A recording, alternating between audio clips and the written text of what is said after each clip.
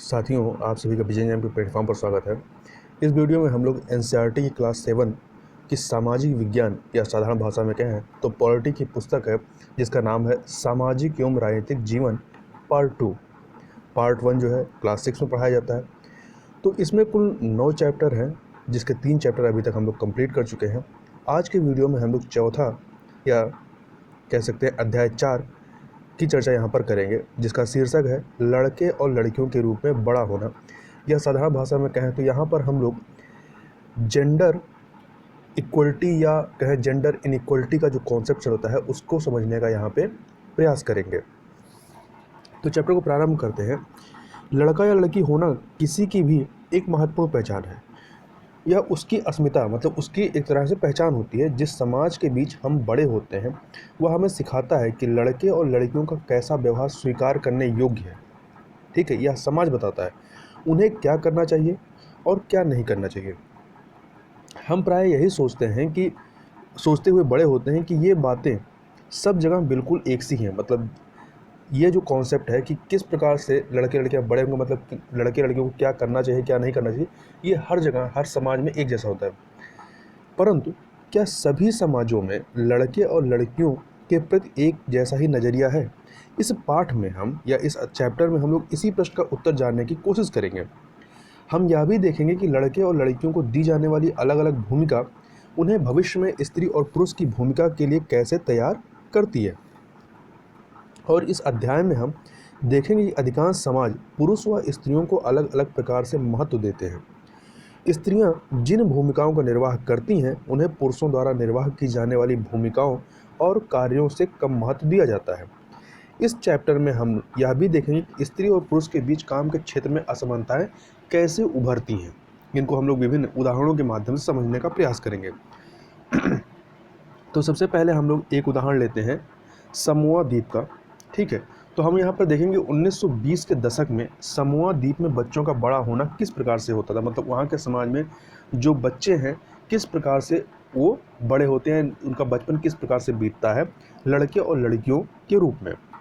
तो सबसे पहले आप जानिएगा कि समोआ द्वीप है कहाँ पे। तो यह आपका एक फैक्ट है, फैक्ट के रूप में इसको आप याद रखिएगा कि समोआ द्वीप जो है ये प्रशांत महासागर के दक्षिण में स्थित छोटे छोटे द्वीपों का समूह का ही एक भाग है। तो यहाँ याद रखिएगा समोआ द्वीप कहाँ स्थित है, तो प्रशांत महासागर में। समोअन समाज पर किए गए अनुसंधान की रिपोर्ट के अनुसार 1920 के दशक में जो है बच्चे स्कूल नहीं जाते थे। वे बड़े बच्चों और वयस्कों से बहुत सी बातें सीखते थे, जैसे छोटे बच्चों की देखभाल या घर का काम कैसे करना है इत्यादि। द्वीपों पर मतलब जो आइलैंड थे वहाँ पर मछली पकड़ना बहुत महत्वपूर्ण कार्य था। इसलिए किशोर बच्चे मछली पकड़ने के लिए सुदूर यात्राओं पर जाना सीखते थे। लेकिन ये बातें वे अपने बचपन के अलग अलग समय पर मतलब टाइम पीरियड में ये सीखते थे। छोटे बच्चे जैसे ही चलना शुरू कर देते थे उनकी माताएं या बड़े लोग उनकी देखभाल करना बंद कर देते थे और उनकी यह देखभाल करने की जो जिम्मेदारी होती थी वो बड़े बच्चों पर आ जाती थी, जो प्रायः स्वयं भी 5 वर्ष के आसपास की उम्र के होते थे। जैसे बच्चे क्या होते हैं, जब 1 साल के लमसम पहुंचते हैं तो चलना प्रारंभ कर देते हैं। मतलब 1 साल के बाद उनकी देखभाल की जो जिम्मेदारी होती थी, जो उनके बड़े भाई बहन होते थे जो लमसम 5 वर्ष के होते थे वो उनकी देखभाल करते थे। लड़के और लड़कियां दोनों अपने छोटे भाई बहनों की देखभाल करते थे।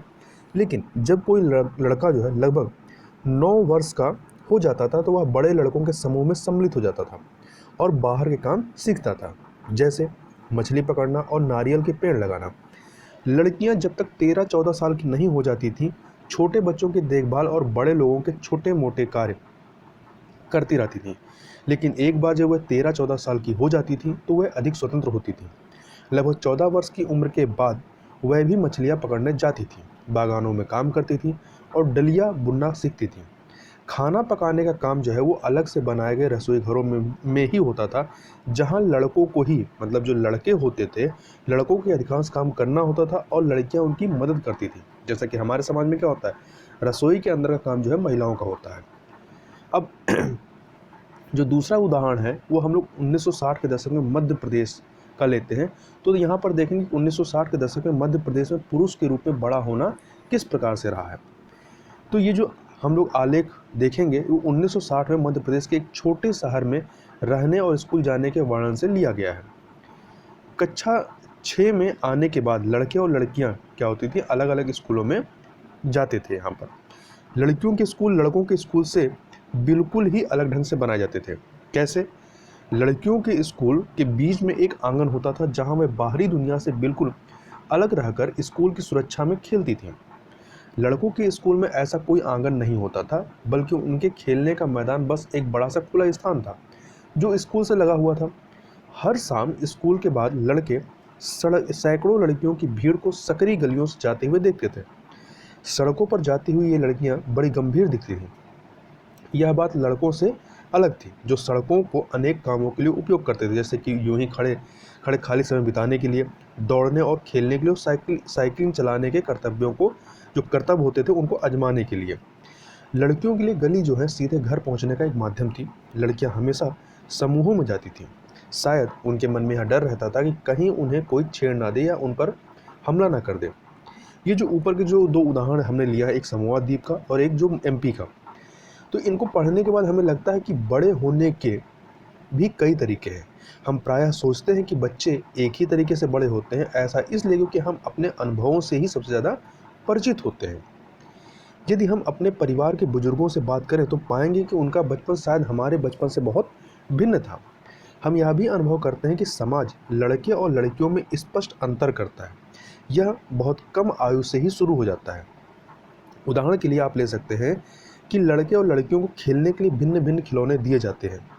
लड़कों को प्रायः खेलने के लिए कारें दी जाती हैं और लड़कियों को गुड़िया दिया जाती हैं। गुड़िया, दोनों ही खिलौने खेलने में बड़े आनंददायक हो सकते हैं। फिर लड़कियों को गुड़िया और लड़कों को कारें ही क्यों दी जाती हैं? खिलौने क्यों? क्योंकि खिलौने बच्चों के बताने का माध्यम बन जाते हैं कि जब वे बड़े होकर स्त्री और पुरुष बनेंगे तो उनका भविष्य अलग अलग होगा। अगर हम विचार करें तो यह अंतर प्रायः प्रतिदिन की छोटी छोटी बातों में बनाकर रखा जाता है। लड़कियों को कैसे कपड़े पहनने चाहिए, लड़के पार्क में कौन से खेल खेलें, लड़कियों को धीमी आवाज़ में बात करनी चाहिए और लड़कों को रौब से बात करनी चाहिए। ये सब बच्चों को यह बताने के तरीके हैं कि जब वे बड़े होकर स्त्री और पुरुष बनेंगे तो उनकी विशिष्ट भूमिकाएं होंगी। बाद के जीवन में इसका प्रभाव जो है हमारे अध्ययन के विषयों या व्यवसाय के चुनाव पर भी पड़ता है। अब यहाँ पर हम लोग एक कहानी देखेंगे कि किस प्रकार से जो महिलाओं के जो घरेलू काम होते हैं, घर के अंदर जो महिलाएं काम करती हैं, उनके कामों को बहुत कम तवज्जो दी जाती है। तो इस कहानी का टाइटल है कि मेरी माँ काम नहीं करती है। यहाँ पर एक बच्ची है जो कि अपनी माँ को बताती है कि माँ, हम सभी बच्चे जो हैं स्कूल से भ्रमण पर जा रहे हैं और रोजी मैडम को साथ चलने के लिए किसी बड़े की ज़रूरत है। तो यह अपने माँ से पूछती है कि क्या आप अपने ऑफिस से एक दिन की छुट्टी लेकर हमारे साथ वहाँ भ्रमण पर चल सकती हैं। तो इससे पता चलता है कि ये जो बच्ची है, इसकी जो माँ है वो एक कामकाजी महिला है। और इसके बाद फिर बताती है यह लड़की अपनी माँ से, वैसे हरमीत की माँ हमेशा ऐसे समय पर हमारे साथ जाती हैं क्योंकि वो कोई काम नहीं करती हैं। मतलब वो एक हाउस वाइफ है, तो उनको यह कहती है कि वह कोई काम नहीं करते हैं। इस लड़की की बात जब इनकी माँ सुनती हैं तो इनकी माँ कहती हैं कि सोनाली, मतलब इस लड़की का नाम जो है सोनाली है, कि सोनाली तुम ऐसा कैसे कह सकती हो। तुम जानती हो जो जसप्रीत आंटी है, मतलब हरमीत जो इसका जो क्लासमेट है, उसकी जो माँ जसप्रीत है, जसप्रीत आंटी रोज़ सुबह 5 बजे उठ जाती हैं और घर भर के सारे काम करती हैं। तो ये जो सोनाली इनकी बेटी है कहती है, हाँ पर वह कोई काम तो नहीं है ना, ये तो बस घर के काम है। मतलब इसकी ये बच्ची के नज़र में भी है कि वो केवल घर के काम है, वो बहुत कम महत्व के हैं, उसे काम नहीं माना जा सकता है। तो इनकी जो माँ रहती हैं, इनकी माँ तो कहती हैं, ओह क्या तुम वाकई ऐसा ही सोचती हो।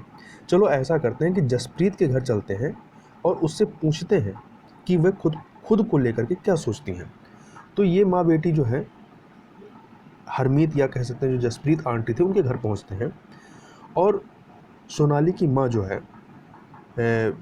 हरमीत के पिता हर्षण से कहती है कि हर्षण, सोनाली सोचती है कि आपकी पत्नी कोई कामकाजी महिला नहीं है। तो इस पर जो हरमीत रहता है वो कहता है, पर आंटी क्या वाकई ये ठीक नहीं है। मतलब जो सोनाली कह रही है, मेरी माँ तो घरेलू महिला है, कोई काम कहाँ करती हैं। जो हसन मतलब जो घर का मुखिया रहता है वो भी कहता है कि हाँ हाँ मतलब यह तो सही है कि कोई काम नहीं करती है। तो जो सोनाली की माँ रहती है वो जसप्रीत से, हरमीत की माँ से कहती है, तो जसप्रीत यदि ऐसा है तो तुम कुछ आराम क्यों नहीं करती हो और एक बार जरा इन्हें ही सब कुछ खुद करने दो। तो इस पर जो जसप्रीत रहती है महिला, वो कहती है क्या बात है, ठीक मैं कल हड़ताल पर चली जाती हूँ, मतलब कल के दिन मैं कोई काम नहीं करती हूँ, इन लोगों को काम करने देती हूँ। इस पे जो हरमीत रहता है उसकी जो बहन रहती है वो दोनों खुश होते हैं कि कितना मज़ा है, कल हम पापा के साथ मिलकर सारा काम संभालेंगे। तो अब अगले दिन देखते हैं कि क्या होता है। अगली सुबह 7:30 बजे जो हरसरण रहते हैं वो कहते हैं कि हे भगवान, समय तो देखो, मेरा नाश्ता कहाँ है और बच्चे अभी तक तैयार क्यों नहीं हुए। इस पे जसप्रीत कहती है मैं क्या जानूँ, याद है ना मैं तो हड़ताल पर हूँ, आज तो मंगला मतलब जो इनके घर काम करने वाली नौकरानी रहती है उसका नाम मंगला है, तो कहती है आज तो मंगला ने भी छुट्टी ले रखी है। हर्षण कहते हैं ओहो यह तो स्कूल बस थी, मतलब उसी समय स्कूल बस की घंटी बजती है। तो इनको लगता है कि स्कूल बस है, अब तो मुझे बच्चों को कार से ही स्कूल छोड़ना पड़ेगा क्योंकि बस जो है निकल जाती है। अब ये अपने लड़के से कहते हैं जल्दी करो जल्दी, और हरमीत को कहो कि वह पंप का स्विच ऑन करे। अब जल्दी से तैयार होकर ये निकलते हैं, परंतु इन्होंने लंच बॉक्स नहीं तैयार किया था। जो हर जसप्रीत रहती है वो कहती है कि लेकिन बच्चों के लंच बॉक्स का क्या होगा। इस पे हर्षण कहता है कि अरे यह भी, उसके बारे में भूल जाओ, और बच्चों से कहता है कि मैं तुम्हें कुछ पैसे दे दूंगा, तुम कैंटीन से कुछ खरीद लेना। इस पे जो बच्चे रहते हैं वो कहते हैं कि माँ ने इसके लिए पहले से ही पैसे दे दिए हैं। फिर दिन भर ऐसे बीतता है, शाम होती है, घंटी बजती है, हर्षण जो है घर पहुँचते हैं और अपनी पत्नी से कहते हैं मैं तो बिल्कुल थक चुका हूँ, कुछ चाय वाय हो जाए। फिर तुरंत ही उन्हें याद आता है कि मैं तो भूल ही गया था कि तुम हड़ताल पर हो, तो फिर कहते हैं मैं खुद ही कुछ बनाता हूँ। फिर जब ये घर के अंदर दाखिल होते हैं, घर देखते हैं, तो कहते हैं कि पूरा घर तो देखो कि जैसे कि यहाँ कितना तूफान मचा हो। इस पर जसप्रीत कहती हैं कि तुम क्या सोचते हो कि सुबह तुमने घर को जैसी हालत में छोड़ा था वह वैसी हालत में दिन भर रहेगा। तो हर्षण जो है वो कहते हैं कि हरमीत कमबख्त चाय की पत्तियाँ कहाँ रखी, मतलब इन्हें किचन में चाय की पत्तियाँ भी नहीं मिलती हैं।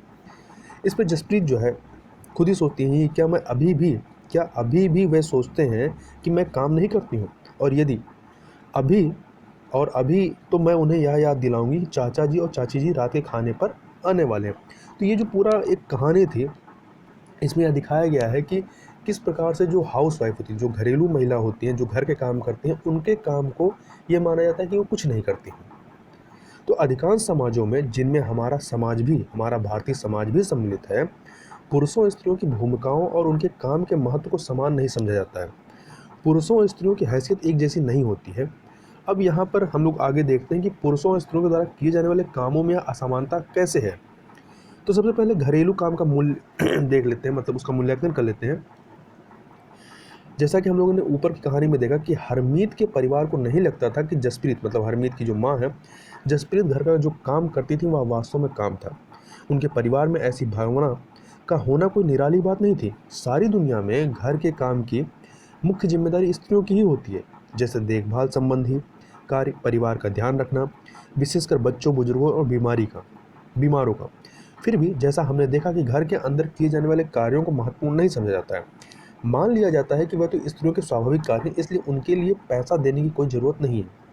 समाज इन कार्यों को अधिक महत्व नहीं देता है। अब हम लोग थोड़ा सा देख लेते हैं कि घर पर कार्य करने वालों का जीवन कैसा होता है। तो यहाँ पर हमने देखा कहानी में कि उपयुक्त कहानी में केवल हरमीत की माँ ही घर के काम नहीं करती थी, काफ़ी सारा काम जो है मंगला, उनकी जो नौकरानी रहती है, वो करती थी, जो उनके घरेलू काम में मदद के लिए लगाई गई थी। बहुत से घरों में, विशेषकर शहरों और नगरों में, लोगों को घरेलू काम के लिए लगा लिया जाता है। वे बहुत काम करते हैं, झाड़ू लगाना, सफाई करना, कपड़े और बर्तन धोना, खाना पकाना, छोटे बच्चों और बुजुर्गों की देखभाल करना आदि। घर का काम करने वाली अधिकांशता स्त्रियां होती हैं। कभी कभी इन कार्यों को करने के छोटे लड़के या लड़कियों को काम पर रख लिया जाता है। घरेलू काम का अधिक महत्व नहीं है, इसलिए इन्हें मजदूरी भी कम दी जाती है। घरेलू काम करने वालों का दिन सुबह 5 बजे से शुरू होकर के देर रात 12 बजे तक भी चलता है। जी तोड़ मेहनत करने के बावजूद प्रायः उन्हें नौकरी पर रखने वाले उनसे सम्मानजनक व्यवहार नहीं करते हैं।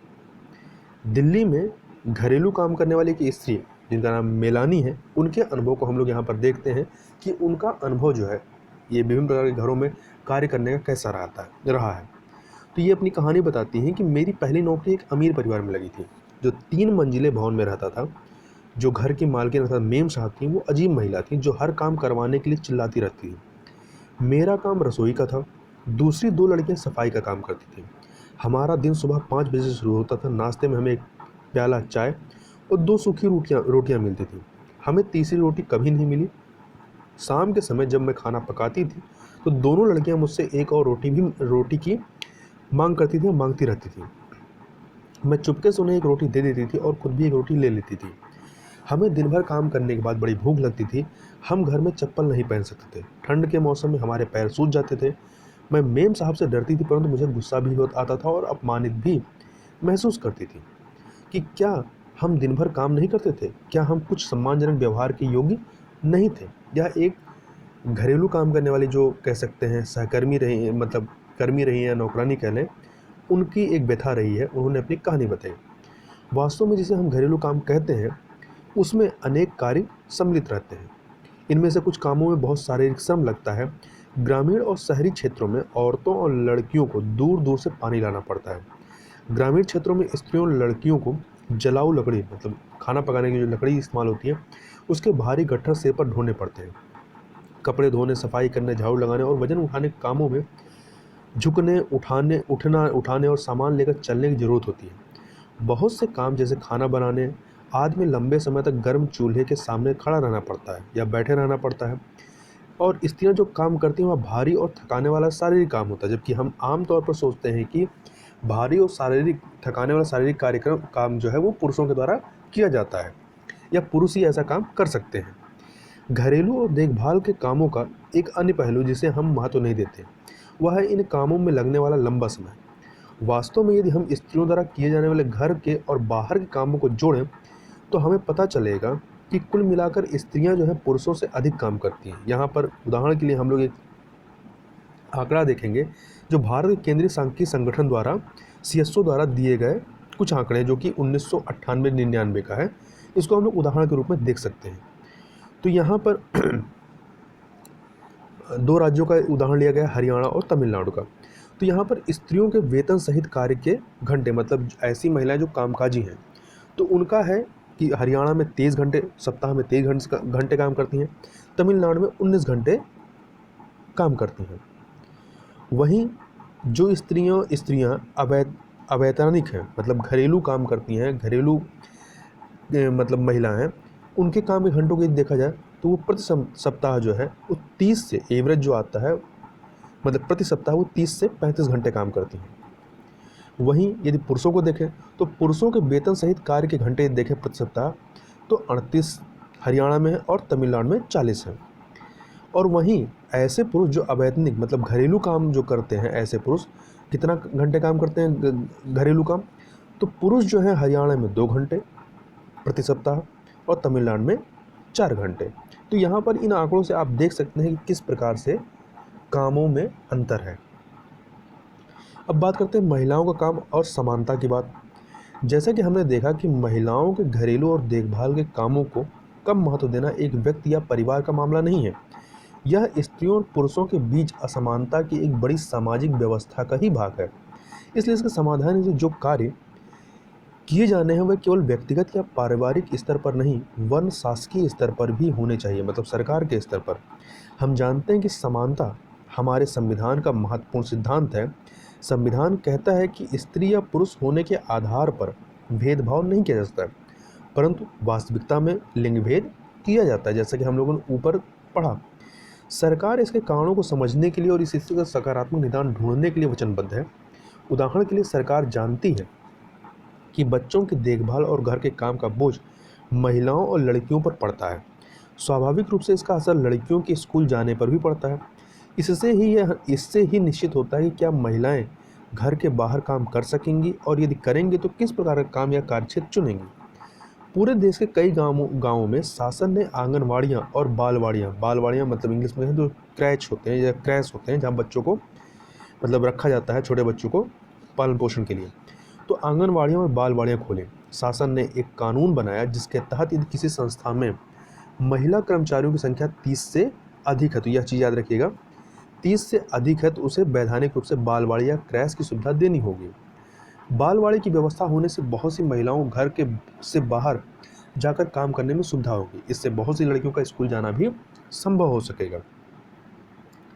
तो इस प्रकार से यहाँ पर हमने इस चैप्टर को पूरा देखा और समझने का प्रयास किया कि हमारे समाज और विभिन्न समाजों में लड़के लड़कियों का जो पालन पोषण होता है किस प्रकार से होता है और किस प्रकार से उनके कामों को लेकर एक असमानता विद्यमान है।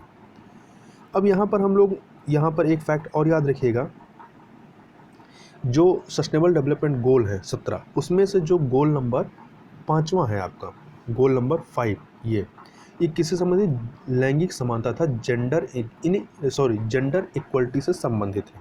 ठीक है, तो कई बार पूछ लेता है, तो याद रखिएगा जो सस्टेनेबल डेवलपमेंट गोल नंबर 5 है वो जेंडर इक्वलिटी से संबंधित है। आगे चलते हैं, यहाँ पर कुछ शब्द हैं उनको थोड़ा सा समझ लेते हैं। जैसे अस्मिता या पहचान। अस्मिता का मतलब होता है पहचान। यह एक प्रकार से स्वयं के होने यानी अपने अस्तित्व के प्रति जागरूकता का भाव होता है। एक व्यक्ति की कई अस्मिता हो सकती है, मतलब कई पहचान हो सकती है। जैसे एक ही व्यक्ति, कोई एक लड़की की पहचान हो सकती है, कोई लड़की है तो उसकी लड़की के रूप में पहचान है, जिस परिवार में है पुत्री के रूप में, माँ के रूप में, बहन के रूप में, या अगर कोई प्रोफेशन है जैसे संगीतकार है तो संगीतकार की तरह उसकी अस्मिता हो सकती है। दोहरा बोझ, शाब्दिक रूप से इसका अर्थ है 2 गुना वजन। सामान्यतः इस शब्द का महिलाओं के काम की स्थितियों को समझने के लिए प्रयोग किया गया है। यह इस तथ्य को स्वीकार करता है कि महिलाएं आमतौर पर घर के भीतर और घर के बाहर दोहरा कार्यभार संभालती हैं। मतलब जो महिलाएं घर के बाहर भी काम करती हैं उनके ऊपर क्या होता है, दोहरा भार होता है। वो बाहर का भी कार्य करती हैं और जब घर आती हैं उन्हें घर के भी कार्य करने पड़ते हैं। देखभाल के अंतर्गत अनेक काम आते हैं, जैसे संभालना, ख्याल रखना, पोषण करना आदि। शारीरिक कार्यों के अतिरिक्त इसमें गहन भावनात्मक पहलू भी सम्मिलित होता है। अवमूल्यित का मतलब क्या होता है? अवमूल्यित का मतलब है कि जब कोई अपने काम के लिए अपेक्षित मान्यता या स्वीकृति नहीं पाता जितनी वो चाह रहा था, तब वह स्वयं को अवमूल्यित महसूस करता है। इसको उदाहरण से समझें कि अगर कोई लड़का अपने मित्र के लिए घंटों सोच विचार कर बहुत खोज कर एक उपहार बनाता है और उसका मित्र उसे देखकर कुछ भी ना कहे, तो ऐसे में पहला लड़का जो है वो अवमूल्यित महसूस करता है। यही अवमूल्यित का मतलब है। तो इस प्रकार से यहाँ पर जो हमारा चौथा चैप्टर था वो कंप्लीट होता है। तो इस वीडियो में बस इतना ही। मिलते हैं नेक्स्ट वीडियो में, तब तक के लिए बहुत बहुत धन्यवाद।